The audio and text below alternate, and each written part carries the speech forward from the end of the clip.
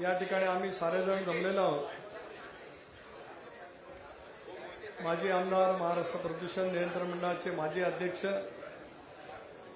आणि या राज्याचं अतिशय गतिमान नेतृत्व ज्यांनी राज्याचे मुख्यमंत्री या नात्याने केलं, बॅरिस्टर अंतुले साहेब यांचे पुतणे, माझे गेले अनेक वर्षाचे जीवाभावाचे सहकारी मुश्ताकभाई अंतुले यांच्या प्रवेशाच्या निमित्ताने आज खास करून या ठिकाणी उपस्थित असलेले आमचे राष्ट्रीय कार्याध्यक्ष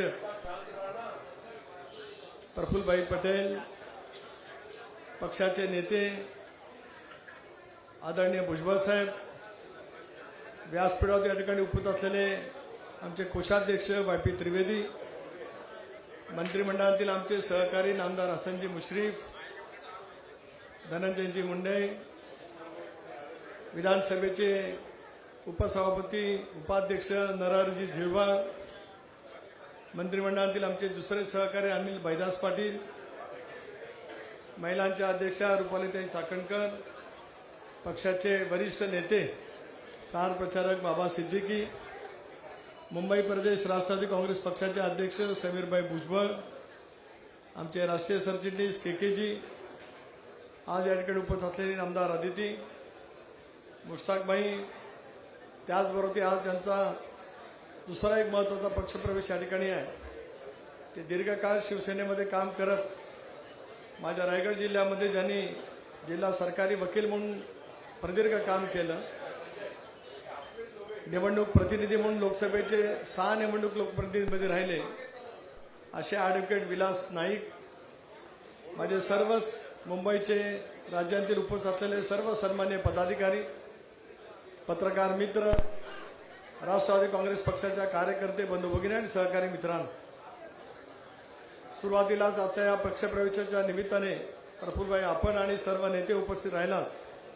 प्रदेश राष्ट्रवादी काँग्रेस पक्षाचा अध्यक्ष म्हणून मी आपल्या सर्वांचंच आणि फार मोठ्या प्रमाणावरती या ठिकाणी माध्यमांचे प्रतिनिधी उपस्थित राहिले, त्या सर्वांचं सुद्धा मी मनपूर्वक स्वागत करतो। राष्ट्रीय अध्यक्ष अजितदादा मावळ लोकसभा मतदारसंघातील मित्रपक्षाच्या उमेदवारांचा अर्ज भरण्यासाठी इथे माननीय मुख्यमंत्र्यांच्या समवेत गेले, तिथून ते आता निघालेलेच आहेत आणि आपला पक्षप्रवेशाचा सोहळा आणि आपलं मनोगत व्यक्त करत असेपर्यंतच आदरणीय अजितदादा सुद्धा व्यासपीठावर या ठिकाणी उपस्थित राहणार आहेत। मुश्ताकभाई, आज तुमचा पक्षप्रवेश ज्या एका निवडणुकीच्या टप्प्यावरती या ठिकाणी होतोय, 18व्या लोकसभेला देश सामोरं जात आहे। नरेंद्र मोदी साहेबांच्या नेतृत्वाखाली एनडीएमध्ये सहभागी होण्याचा निर्णय आदरणीय अजितदादा, भुजबळ साहेब, प्रफुल्लभाई, व्यासपीठावरती बसलेल्या माझ्या सर्व सहकाऱ्यांनी हा सामुदायिकरित्या लोकशाहीच्या माध्यमातून, बहुमताच्या माध्यमातून त्या ठिकाणी आम्ही सर्वांनी मिळून घेतलं। देश एका बाजूला नरेंद्र मोदी साहेबांच्या नेतृत्वाखाली गतिमान होत असतानाच स्वर्गीय चव्हाण साहेबांनी ब्रीदवाक्य किंवा एक विचार त्या कालावधीमध्ये महाराष्ट्रामध्ये दिले की बहुजनांच्या हितार्थ तुम्ही सत्तेमध्ये असलं पाहिजे, सत्ता हे सेवेचं साधन असलं पाहिजे, उपभोगण्याचं नसलं पाहिजे। याच भूमिकेतून आम्ही सर्व सहकाऱ्यांनी विचारपूर्वक लोकशाहीच्या माध्यमातून प्रदीर्घ चर्चेतून एनडीएमध्ये सहभागी होण्याचा निर्णय त्या कालावधीमध्ये घेतला। मला अभिमान वाटतोय की 53 पैकी 43 विधानसभा सदस्यांनी राष्ट्रवादी काँग्रेस पक्ष म्हणजेच अजितदादांच्या नेतृत्वाखालच्या या निर्णयाचं समर्थन त्या ठिकाणी केलं। भुजबळ साहेबांच्या, समीर भाऊंच्या पुढाकारातून ज्यावेळेला पहिलं राष्ट्रीय अधिवेशन आम्ही खुलं अधिवेशन एमईडीच्या कॉलेजवरती त्यावेळेला घेतलं होतं, त्यावेळेला सुद्धा आपण स्पष्टपणाची भूमिका प्रफुल्लभाई त्या ठिकाणी मांडली। ज्या विचारधारावरती आपण सर्वजण आपापल्या पद्धतीने 40 वर्ष काम करत आलो, ती विचारधारा शाहू फुले आंबेडकरांची विचारधारा, या विचारधारेवरतीच एनडीएमधला आपला सहभाग, राज्यातल्या महायुतीला सहभाग, एकनाथराव शिंदे, देवेंद्रजी फडणवीस यांच्या नेतृत्वाखालच्या सरकारमधला सहभाग, त्याच विचारधारेमध्ये त्या ठिकाणी राहिला आणि त्याच्यातून गेले 8-9 महिने या राज्यामध्ये आपण वाटचाल करतो। आपल्या निर्णयावरती निवडणूक आयोगाने शिक्कामोर्तब केलं, विधानसभा अध्यक्षांनी सुद्धा शिक्कामोर्तब केलं। आपल्या मार्गामध्ये अडथळे निर्माण करण्याचा प्रयत्न करत सुप्रीम कोर्टामध्ये सुद्धा एक याचिका त्या ठिकाणी प्रलंबित आहे आणि आज घड्याळाच्या चिन्हाची याचिका प्रलंबित असताना, सुनावणी असताना त्याला अधीन राहून आज आम्ही सर्वजण अधिकृतरित्या राष्ट्रवादी काँग्रेस पक्ष म्हणून घड्याळाच्या चिन्हावरती निवडणूक त्या ठिकाणी लढवत आहोत. अशा वेळेला संबंध राज्यभरामध्ये एक वेगवेगळं वातावरण निर्माण करण्याचा प्रयत्न केला गेला आणि विशेष करून प्रफुल्लभाई आपण या ठिकाणी आहेत, भुजबळ साहेब आहेत, मुश्रीफ साहेब आहेत, धनंजयजी आहेत. आपल्या सर्वांच्या राजकीय भूमिकेच्या बद्दल प्रश्नचिन्ह निर्माण करत असताना अल्पसंख्याक समाज आपल्यावरती खूप नाराज आहे अशापैकी भूमिका त्या ठिकाणी केली गेली. मुश्ताकभाई आपल्याला आम्ही केवळ अल्पसंख्याक समाजापुरता सीमित पाहत नाही.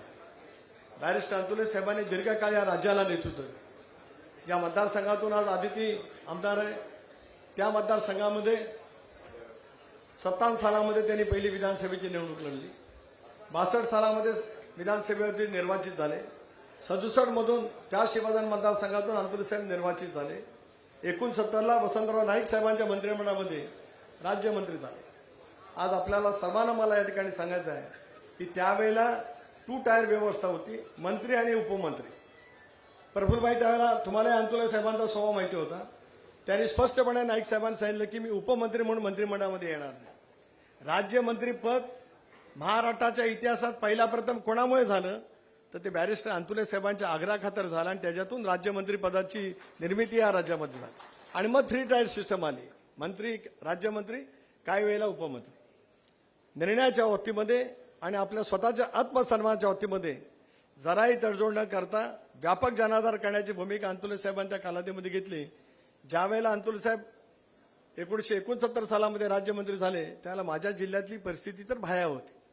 शेतकरी कामगार पक्षाचं एकंदरीत वातावरण, त्यावेळेला काँग्रेसचा कार्यकर्ता म्हणून रायगड जिल्ह्यामध्ये काम करणं म्हणजे त्याच्या जीवाचं कधी काय बरं होईल अशी स्थिती रायगड जिल्ह्यामध्ये त्या कालावधीमध्ये होती. आज आमचे राजू साबळे इथे आहेत, ते शिवसेनेमध्ये पण आवर्जून मुश्ताकबाईंच्या प्रवेशाच्या निमित्तानं आले कारण त्यांच्या वडिलांनी माझ्या मतदारसंघाचं 15 वर्ष नेतृत्व केलं. माझ्या सांगण्याचा मतितार्थ असा की ज्या कालावधीमध्ये अंतुले साहेबांनी पालकमंत्री पदाची सूत्र हातामध्ये घेतली आणि रायगड जिल्ह्यामध्ये पक्ष वाढवला. राज्याचे ते सार्वजनिक बांधकाम खात्याचे मंत्री झाले. राज्यभरामध्ये रस्त्यांचं जाळं उभं करत असताना कोकणामधला सर्वाधिक आज आम्हाला अभिमानपूर्वक या ठिकाणी प्रफुल्लभाई सांगायला आनंद वाटतोय, एकही वाडी वस्ती अशी शिल्लक नाही कोकणातली 3 जिल्ह्यांतील की ज्याला VR, ODR किंवा MDSचा दर्जा नाही. रात्री 3-3 वाजता आमच्या कोलारच्या डाकबंगल्यामध्ये बसत अंतुले साहेब 61-81चा प्लॅन करत असताना मी माझ्या बालवयामध्ये त्या ठिकाणी पाहिलं. राज्याचे मुख्यमंत्री म्हणून त्यांना काम करण्याची संधी मिळाली. शमशी साहब आइए, यही बैठे, ये भी हमारे एक बुजुर्ग अल्पसंख्याक के नेता है. आणि राज्याचे मुख्यमंत्री अंतुले साहेब झाले. तो इतिहास तर सर्वांनाच माहिती आहे कारण प्रफुल्लभाई त्यावेळेला सुद्धा आपण राजकारणामध्ये होतातच. पण त्या कालखंडामध्ये सुद्धा अखेरच्या क्षणाला मुख्यमंत्री पदाचे उमेदवार बदलले जाणार होते.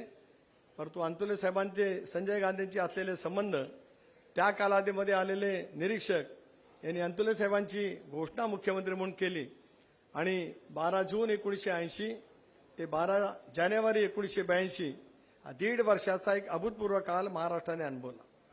आज अनेक वेळेला कर्जमाफीचं श्रेय अनेक जण घेतात, पण या देशातली पहिली कर्जमाफी, या देशातली, राज्यातली नव्हे तर देशातली पहिली कर्जमाफी बॅरिस्टर अंतुले साहेबांनी केली. ती 60 कोटी रुपयाची होती 1980 साली. 1980 सालचे 60 कोटी म्हणजे आताचे किती असू शकतात ते आपण पाहू शकतो. ही धनंजयची महाराष्ट्रातल्या शेतकऱ्यांची कर्जमाफी होती. विविध कार्यकारी संस्थांच्या मार्फत जे कर्ज मध्यवर्ती बँकांतून आपण घेत होतो त्यातली पहिली कर्जमाफी या देशाने अनुभवली अंतुले साहेबांच्या रूपाने. रिझर्व्ह बँकेच्या गव्हर्नरनी हस्तक्षेप केला होता, पण त्यांनी सांगितलं की तुम्ही RBIचे चेअरमन असाल, मी राज्याचा मुख्यमंत्री आहे आणि राज्याच्या मुख्यमंत्र्यांनी घेतलेल्या निर्णयामध्ये हस्तक्षेप करण्याचा RBIच्या गव्हर्नरला अधिकार नाही आणि हे पसंत नसेल तर मी माझा मुख्यमंत्रीपद सोडेल अशी भूमिका अंतुले साहेबांनी या राज्यातल्या शेतकऱ्यांसाठी घेतली होती. हे मला आज या ठिकाणी सांगायचं. नंतर आलेल्या संजय गांधी निराधारची योजना असेल, आज आमदार म्हणून सगळेजण काम करतायत, पण मुश्रीफ साहेब आमदारांना प्रतिष्ठा नव्हतीच, म्हणजे विधिमंडळातली प्रतिष्ठा होतीच, परंतु आमदार निवासमध्ये यायचं म्हणजे एक दिवस यायचं दुसऱ्या दिवशी जायचं. आमदारांना कायमची निवासस्थानं दिली गेली, PA दिला गेला, सन्मान दिला गेला. कलेक्टर ऑफिसमध्ये आमदार गेल्यावर कलेक्टरनी उभं राहिलं पाहिजे आणि कलेक्टर ऑफिसमधून आमदार निघून जाताना कलेक्टरनी त्यांना खाली गाडीपर्यंत सोडायला गेलं पाहिजे. असा शासकीय जिहार प्रोटोकॉल बाबा सिद्दीकीजी प्रिव्हिलेज हा जर काय पहिला प्रथम कोणी केला तो अंतुले साहेबांनी केला. आमदारांचं स्थान लोकशाहीमध्ये बळकट करत असतानाच महाराष्ट्रामध्ये अशा पैकी योजना त्या कालावधीमध्ये केल्या गेल्या. एक झंझावात अंतुले साहेबांच्या रूपाने त्या ठिकाणी पाहिला. एकच गोष्ट सांगतो की ते संभाजीनगरच्या दौऱ्यावरती गेले होते. एक वयोवृद्ध स्त्री त्यांना भेटू इच्छित होती. पोलिसांचा गराडा तर होताच, पण प्रचंड गर्दी होती. अंतुले साहेब म्हणजे गर्दी. हे गर्दीचं समीकरण अंतुलेंच्या भोवती हे मुख्यमंत्री पद काय त्याच्या अगोदरपासून त्या ठिकाणी त्यानिमित्त राहिलं. आणि त्या गर्दीमध्ये एक वयस्कर महिला भगिनी त्यांना शोधते असं त्यांच्या लक्षात आलं. सगळ्यांना बाजूला सारलं आणि त्यांना बोलवलं आणि त्यांनी विचारलं की का मला भेटायला येत आहे. तर त्यांनी सांगितलं की तुम्ही संजय गांधी निराधार योजना सुरू केली पण तिचा लाभ मला मिळत नाही. त्यांनी विचारलं का मिळत नाही. ते म्हणाला निजामाची पेन्शन मला मिळते. म्हणाले निजामाची पेन्शन किती तर ₹1 आणि संजय गांधींची पेन्शन 81 साली सुरू केली ₹100 त्यावेळेला ₹100. नंतर मुश्रीफ साहेब तुम्ही दर खेपेला वार करत गेलात पण त्यावेळेला ₹100. तिथूनच PG गवई चीफ सेक्रेटरी होते आणि गवईंना सांगितलं की एक असेल तर दुसरी लाभ मिळत नाही. हा निर्णय चालणार नाही. आज संध्याकाळी 6 वाजेपर्यंत GR बदलला पाहिजे. 6 वाजेपर्यंत GR बदलला गेला पाहिजे. जी रक्कम जास्त पेन्शनची असेल ती पेन्शन ताबडतोब दिली गेली पाहिजे. असं राज्य सरकारचा GR 2 तासाच्या आत पाठवा असं मुख्यमंत्र्यांनी सांगितलं. तिथून ते जालन्याला जायच्या GR त्या ठिकाणी आला. गतिमान सरकार कसं होतं ते अंतुले साहेबांच्या रूपाने अनुभवलं. नंतर अनेक राजकारण झाली, कशा पद्धतीने झाली काय झाली त्याच्या तपशिलात आज ठिकाणी जाऊ इच्छित नाही. प्रफुल्लभाई तुम्हाला इतिहास माहिती आहे, भुजबळ साहेबांना माहिती असू शकतो. मी तर त्यावेळेला पोर सौदा होतो पण मी जवळून पाहत होतो कसं PL दाखल झालं, कोण पाठीमागे होतं. तो काय तपशिलाचा आज वेळ नाही. पण त्याच्यातून ज्या वेळेला फक्त उच्च न्यायालयाच्या निकालामध्ये काय होतं लेंटिन साहेबांच्या there is an excess cement त्यावेळेला दिलं गेलं. आणि सगळ्याच आज सहकारी संस्था आहेत मुख्यमंत्री सहायता निधीमध्ये पैसे देतात. म्हणजे मुख्यमंत्री चीफ मिनिस्टर फंड याला जे पैसे दिले गेले त्याचा नेक्सेस आहे एवढा फक्त शब्द वापरला. आणि त्या एका कारणासाठी अंतुले साहेबांना राजीनामा द्यावा लागला. त्यावेळेला मी वर्षा बंगल्यावरती वडिलांच्या सोबत गेलो. राज्यातले 220 आमदार 220 आमदार वर्षा बंगल्यावरती होते आणि ते सांगत होते की अंतुले साहेबांचा राजीनामा घेऊ नका. पण नंतर इंदिराजींच्या जवळ त्यांच्या निष्ठा होत्या, निर्णय आला, त्यांनी तो राजीनामा दिला. स्वर्गीय चव्हाण साहेबांचा काँग्रेसचा प्रवेश अंतुले साहेबांच्या मुख्यमंत्री पदाच्याच कारकिर्दीत झाला, ज्याचा उल्लेख आज अनेक वेळेला पवारसाहेब करतात की माझे 55 पैकी 50 आमदार सोडून गेले. ते 50 आमदार नेमके केव्हा सोडून गेले तर अंतुले साहेब मुख्यमंत्री असताना गोविंदराव अधिक असतील, आपले साताराबाईचे प्रतापरावजी भोसले साहेब असतील, जुन्नरचे दिलीप ढमढरे असतील, शेरूरचे त्यावेळेला सूर्यकांत पलांडे असतील, ही सगळी गोविंदरावजी अधिक मी सगळ्यांची नाव घेतली. हे सगळे आमदार जे त्यावेळेला काँग्रेस पक्षामध्ये आले त्यावेळेला राज्याचे मुख्यमंत्री होते बॅरिस्टर अंतुले साहेब. त्यांच्या प्रयत्नातून स्वर्गीय चव्हाण साहेबांचा सुद्धा काँग्रेस पक्षातला प्रवेश त्या कालावधीमध्ये झाला. मी प्रकर्षाने काय या ठिकाणी सांगतोय की एक असं वलयांकित नेतृत्व या महाराष्ट्राने पाहिलं. नंतर काँग्रेस पक्षाच्या अंतर्गत राजकारणामध्ये अनेक घडामोडी होत गेल्या. कारण मला आठवतं की 77 साली ज्यावेळेला काँग्रेस पक्ष विभाजित झाला आणि इंदिरा गांधीच्या नेतृत्वाखाली इंदिरा गांधींनी काँग्रेस I पक्ष स्थापन केला त्यावेळेला महाराष्ट्रामध्ये चव्हाण साहेब, वसंतराव नाईक साहेब, वसंतदादा सारी मंडळी एका बाजूला होती आणि एकच नेते त्यावेळेला इंदिरा गांधींच्या सोबत महाराष्ट्रातून होते, त्यांचं नाव बॅरिस्टर अंतुले. वसंत साठे साहेब होते, तुळशीदास जाधव असतील, प्रेमाकाकी असतील, पण बुद्धिमान नेतृत्वांच्यापैकी एक त्यांच्या समवेत होतं, त्यांचं नाव बॅरिस्टर अंतुले. आणि ते त्यावेळेला सरचिटणीस देशाचे 1978 साली झाले. आणि त्यावेळेला 78 ते 80 जनता पक्षाचं सरकार ज्यावेळेला उलटलं गेलं, जनता पक्षामध्ये वेगवेगळे प्रश्न जे काही निर्माण केले गेले त्या सर्वांच्या पाठीमागची पडद्यापाठीमागची भूमिका कोणी बजावली होती तर ती बॅरिस्टर अंतुले साहेबांनी बजावली होती. त्याच्यात जनता पक्ष फूट झाला, भारतीय जनता पक्षानंतर निर्माण झाला. हे मी एवढ्यासाठी सांगतोय की या वलंकायित नेतृत्वाने देश पातळीवरती त्या ठिकाणी काम पाहिलं.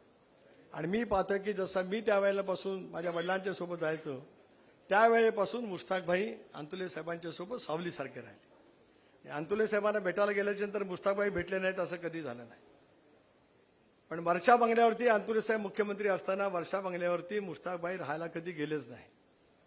कुणी म्हणू नये की मुख्यमंत्र्यांचा पुतण्या इथे आहे आणि इथे बसून काय करतोय. त्यांचं सामाजिक काम, शैक्षणिक काम त्यांनी त्या ठिकाणी चालू केलं आणि त्याच्यातून ते त्यांच्या पद्धतीने त्या ठिकाणी काम करत आले. आणि 91 सालामध्ये सुधाकरराव नाईक ज्यावेळेला राज्याचे मुख्यमंत्री झाले त्यावेळेला अनेक वर्षाच्या प्रदीर्घ कालाच्या नंतर अंतुले साहेबांच्या आग्रहाखातर नव्हे तर सुधाकरराव नाईकांच्या आग्रहाखातर विधान परिषदेची उमेदवारी मुश्ताकबाईंना त्यावेळेला मिळाली. त्यावेळेला मी जिल्हा परिषद अध्यक्ष होतो. जसं विलास नाईक तुम्ही इलेक्शन एजंट होतात तसं मुश्ताकबाईंचा इलेक्शन एजंट सुनील तटकरे विधान परिषदेमध्ये उमेदवार म्हणून त्या ठिकाणी होता. मी त्यावेळेला जिल्हा परिषद अध्यक्ष होतो. ही आठवण एवढ्यासाठी सांगतो की गेल्या दीर्घ काळचा आमचा राजकीय प्रवास मैत्री त्या ठिकाणी राहिली आणि मग अनेक स्थित्यंतर होत गेली. रायगड जिल्ह्यामध्ये सुद्धा होत गेली. त्याच्यातून राष्ट्रवादी काँग्रेस पक्षामधला माझा प्रवेश 95-99 सालामध्ये झाला. त्याची कारणं का आज मी या ठिकाणी नमूद करू इच्छित नाही. थोडंसं अंतर पडत गेलं पण पुन्हा 2004 सालामध्ये अंतुले साहेबांची लोकसभेची निवडणूक 3 कुलाबा मतदारसंघातून आम्ही जेव्हा लढवली राष्ट्रवादी काँग्रेस पक्ष होताच. अंतुले साहेब होते, त्यांचं नेतृत्व होतं आणि त्याच्या माध्यमातून ते मोठ्या मताधिक्याने त्याला 2004 सालामधून निर्वाचित झाले. केंद्रामध्ये त्यांना खूप उशिरा संधी दिली. का उशिरा दिली, कशामुळे दिली गेली, आता काळाच्या ओघामध्ये ते काही बोलणं शक्य नाही. माझ्यापेक्षा जास्ती कदाचित मोकेपणाने बोलले तर मुश्ताकबाई काहीतरी बोलतील. पण अंतुले साहेबांनी ज्या पद्धतीने काँग्रेस पक्षाला योगदान दिलं, इंदिराजींची साथ दिली, त्या तुलनेमध्ये अंतुले साहेबांना संघटनेमध्ये नव्हे तर देशपातळीवरती त्यांचं प्रशासनाचं प्रचंड बकूब आकलन शक्ती तर काय बॅरिस्टरच होते, त्यामुळे काय असल्याचं काय वेगळं सांगण्याचं काही कारण नाही. उर्दू इंग्रजीवरचं त्यांचं असलेलं प्रभुत्व आणि एकंदर पकड घेणारं नेतृत्व त्या माध्यमातून त्यांनी एक वेगळा दबदबा संबंध देशाच्या राजकारणामध्ये निर्माण केला होता. काँग्रेस पक्षाकडनं का कोणास ठाऊक का त्यांना न्याय मिळू शकला नाही की अखेरच्या कालावधीमध्ये माझ्यासारख्या कार्यकर्त्याला त्या ठिकाणी कळू शकलं नाही. शेवटचा कालखंड हा असाच त्या पद्धतीने गेला. आज नर्गिस भाभी हयात नाही, त्यांची साथ अंतुले साहेबांना त्या ठिकाणी मिळाली. पण मुश्ताकबाई तुम्ही त्या राजकारणामध्ये सक्रिय राहिलात. 99 सालामध्ये लोकशाही आघाडीचं सरकार आलं. विलासरावने एक आठवण मनामध्ये ठेवली. विलासरावांचे सुद्धा ऋण व्यक्त केले पाहिजेत की त्यांचा लातूरचा जिल्हा अंतुले साहेबांनी दिला. त्याची आठवण मनामध्ये ठेवत विलासरावनी मुश्ताकबाईंना प्रदूषण नियंत्रण मंडळाचा अध्यक्ष नेमला, कॅबिनेट दर्जाचा म्हणून. आणि प्रदीर्घ काळ प्रदूषण नियंत्रण मंडळाचे अध्यक्ष म्हणून मुश्ताकबाई तुम्ही त्या ठिकाणी काम करत आलात. गेले अनेक वर्ष तुमचं काम सतत चालू राहिलं, परंतु सक्रिय राजकारणाचा तुमचा सहभाग आम्हाला कधी पाहायला मिळाला नाही. कारण तुमची गुणवत्ता इतकी मोठी होती. अंतुले नावाचा करिश्मा महाराष्ट्रामध्ये इतका मोठा होता की काँग्रेस पक्षाने ठरवलं असतं तर मुश्ताक अंतुलेंचा उपयोग पक्षासाठी इतका झाला असता. ज्यांची काही किंमत नव्हती त्यांना खूप मोठ्या पदावरती बसवलं गेलं. मला अधिकार नाही तो, कारण मी राष्ट्रवादी काँग्रेस पक्षामध्ये 99 सालापासून होतो. पण मुश्ताक अंतुलेंचा योग्य पद्धतीने उपयोग केला गेला असता तर महाराष्ट्रातली काँग्रेस किती अधिक मजबूत झाली असते. बाबा सिद्दीकींनी योग्य वेळेला निर्णय घेतला. मी का सांगतोय बाबाजी, तुम्ही पण दीर्घकाळ काँग्रेस पक्षाचं काम त्या ठिकाणी करत आलात. मुंबईसारख्या शहरामध्ये तुम्ही तुमचं अस्तित्व त्या ठिकाणी निर्माण केलं.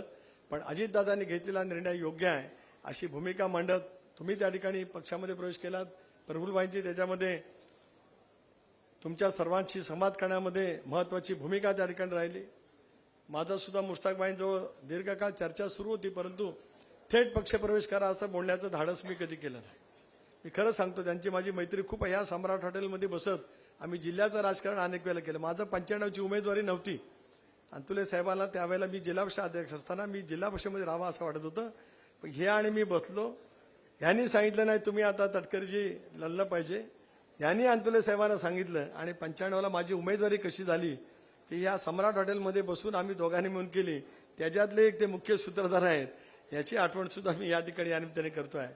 माझ्या सांगण्याचा मतिदार्थ भुजबळ साहेब हाच आहे की संबंध आहेत, सौहार्दाचे आहेत. आमच्या रेहाना उंडरे इथं आल्यात. यांनी शेतकरी कामगार पक्षाकडून 95ला शिवधन मतदारसंघामध्ये उमेदवारी केली. डॉक्टर उंडरे रिनाऊन युरोलॉजिस्ट, त्यांच्या त्या पत्नी. 95ला तिथं रवींद्र राऊत पराभूत झाले कारण ह्यांनी उमेदवारी केली. 3 तिथं विभाजन झालं, आपल्याला माहिती आहे. 99ला गुलाम पेशवा साहेबांच्यासाठी गुलाम पेशवांचे चिरंजीव समोर बसलेत. राष्ट्रवादीची स्थापना झाली. गुलाम पेशवा पक्षामध्ये आले. भुजबळ साहेब प्रदेशाध्यक्ष. शेतकरी कामगार पक्षाची आमची युती. जयंत पाटलांनी आग्रह धरला शिवधनमध्ये त्यांना जागा मिळाली पाहिजे. आम्ही सगळ्यांनी आग्रह धरला गुलामभाई पेशवांना 99ची राष्ट्रवादीने उमेदवारी दिली पाहिजे. शेवटी एकाच जागेवरती भुजबळ साहेब मैत्रीपूर्ण लढत झाली आणि तुमच्या सहीने ईबी फॉर्म जो मिळाला तो आमच्या या चिरंजीवाच्या वडिलांना गुलाम पेशवांना 99 साली मिळाला. त्यांनी आपल्या पक्षामध्ये प्रवेश 4 दिवसापूर्वी केला. ही सगळी मंडळी या ठिकाणी येत आहे ज्या वेळेला आपल्या भूमिकेबद्दल एक विशिष्ट पैसा संभ्रम निर्माण केला जातो त्यावेळेला या सर्वांनी म्हणून दाखवलेलं आहे की दादांनी घेतलेली, प्रफुल्लभाईंनी, भुजबळ साहेबांनी घेतलेली भूमिका धर्मनिरपेक्ष विचारापासून हललेली नाही. देशाला गतिमान करायचं असेल, राज्याला प्रगतीपथावरती न्यायचं असेल तर या वेळच्या निवडणुकीमध्ये नव्हेच तर पुढील राजकारणामध्ये आपण राष्ट्रवादी काँग्रेस पक्षामध्ये सहभागी झालं पाहिजे या विचारातून आजचा क्षण या ठिकाणी आलेला आहे. मला खूप समाधान वाटलं, कारण माझ्या राजकारणाची सुरुवात अंतुले साहेबांच्यापासून झाली. माझ्याबद्दल सतत बोललं गेलं की मी अंतुले साहेबांना फसवलं, विश्वासघात केला वगैरे वगैरे. काळाच्या ओघात रायगड जिल्ह्याच्या जनतेला त्याची उत्तरं नक्की त्या ठिकाणी माहिती आहेत. दादांच्या सोबत निर्णय घेतल्यावर सुद्धा तसं सांगितलं गेलं. पण आज मला प्रफुल्लभाई खूप अंतकरणापासूनचं समाधान आहे. मी भावनिक आहे की आज साहेबांच्या घरातील दीर्घकाळ त्यांच्यासोबत सावलीसारखे वावरलेले त्यांचे मोठ्या भावांचे चिरंजीव आणि त्यांचे जावई मुश्ताकभाई अंतुले आपल्या सर्वांच्या साक्षीने राष्ट्रवादी काँग्रेस पक्षामध्ये प्रवेश करतायत. त्यांचा आपण सर्वांनी मिळून या ठिकाणी काळाच्या गजरामध्ये या ठिकाणी स्वागत करूया. विलासजी नाईक, तुम्ही पण दीर्घकाळ वकील व्यवसाय केलात, पहिल्यापासून आम्हाला जिल्ह्यात लढलात. 96ची अंतुले साहेबांची निवडणुकीचा निकाल सकाळी 7-8 वाजता लागला, त्यावेळेला ही इलेक्शन एजंट होती आनंद तरेची, आणि निवडणुकीचा निकाल 4 तास उशिरा लागण्यामध्ये आम्ही इकडे भांडत होतो आणि हे समोरून भांडत होते. त्यामुळे 6 निवडणुकीत हे इलेक्शन एजंट राहिलेत. आताही गीते जाऊन त्यांना भेटले, आताही भेटले नाहीत असं नाही, जाऊन त्यांच्या घरी भेट घेतली, तरी पण त्यांचा आणि आमचा डायलॉग चालू होता. त्याचा प्रत्यंतर आज त्यांचाही राष्ट्रवादी काँग्रेस पक्षाच्या प्रवेशामध्ये या ठिकाणी होत आहे. आज असंख्य सहकार्यात वेळेअभावी आम्ही सर्वांनाच काही या ठिकाणी बोलू शकलो नाही. पण मुश्ताकभाई, तुमचं वलय सीमित रायगड पुरता नाही, शेजारच्या रत्नागिरी पुरता नाही, तर महाराष्ट्रामध्ये अंतुले नावाने एक मोठं झंझावात निर्माण केलं होतं. माझी एवढीच अपेक्षा आहे प्रदेशाध्यक्ष म्हणून, अवधी कमी आहे. प्रफुल्लभाई सांगतील, दादाही सांगतील, भुजबळ साहेब सांगतील, पुढच्या काही दिवसामध्ये तुम्ही रायगडमध्ये फिरालच, इतर ठिकाणी फक्त फिरलात तरी अंतुले आता अजित पवारांच्या सोबत फिरतायत. याच्यामुळे वातावरणाची निर्मिती इतकी फुटी होईल की त्याच्यातून एक वेगळा राजकारणाला कलाटणी, आज निर्णायक क्षणाची जी काही कलाटणी असते ती निर्णायक क्षणाची कलाटणी आपल्या पक्षप्रवेशाच्या निमित्ताने त्या ठिकाणी होईल. आपला आदर, आपला सन्मान पक्षाच्या माध्यमातून नक्कीच केला जाईल. दीर्घकाळची आपला हा राजकीय प्रवास आहे, म्हणून काँग्रेसने काय केलं त्याच्यापेक्षा दादाच्या नेतृत्वाखाली आम्ही मंडळीसुद्धा उद्याच्या भवितव्याच्या कालावधीमध्ये संघटन, प्रशासन आणि इतर काही बाबतीमध्ये सुद्धा योग्य तो सन्मान त्या ठिकाणी करत आपल्या दीर्घकाळाच्या अनुभवाचा आणि अंतुले साहेबांच्या समेत राहिला असल्यामुळे अनेक डावपेचांचा तुम्ही साक्षीदार असल्यामुळे, पण त्यावेळीचे डावपेच काँग्रेस पक्षांतर्गत होते, त्याचे तुम्ही साक्षीदार आहात. अगदी आता डावपेच काही नाही, फक्त पक्ष मजबूत करण्यासाठी करावयाच्या असलेल्या भूमिकेमध्ये आपला अहम रोल पुढच्या कालावधीमध्ये राहील, अशाच भावना प्रास्ताविकेच्या निमित्ताने या ठिकाणी करतो. प्रदेशाध्यक्ष जरी असलो तरी आज त्यांची माझी मैत्री असल्यामुळे मी थेट प्रास्ताविक केलं. त्यामुळे आता बाकी काही नाही, वरती बोलून दादा येईपर्यंत आपण त्यांना सन्मानित करूया, 2 मिनिटं तेही बोलतील, आपणही विचार मांडूया आणि मग आपल्याला जाहीरनामा प्रसिद्ध करायचा आहे. पण जाहीरनामा प्रसिद्ध करण्यापूर्वी तुमचा पक्षप्रवेश हा जाहीरनाम्याच्या हाती सुद्धा पुष्टी देणारा, शक्ती देणारा, ताकद देणारा आहे, एवढंच या ठिकाणी आम्ही त्यांनी मानतो. पुन्हा एकदा आपल्या सर्वांचे आणि विशेष करून माध्यमाच्या प्रतिनिधींचे आणि सर्व नेते मंडळींचे या ठिकाणी आभार मानतो आणि माझं प्रास्ताविक या ठिकाणी थांबवतो. जय हिंद, जय महाराष्ट्र. देश विदेशातील प्रत्येक घडामोडींचे लाईव्ह अपडेट मिळवण्यासाठी आता साम टीव्हीच्या सर्व सोशल मीडिया प्लॅटफॉर्मला लाईक, फॉलो आणि सबस्क्राईब करा. तसंच सर्व नोटिफिकेशनसाठी बेल आयकॉन प्रेस करायला विसरू नका.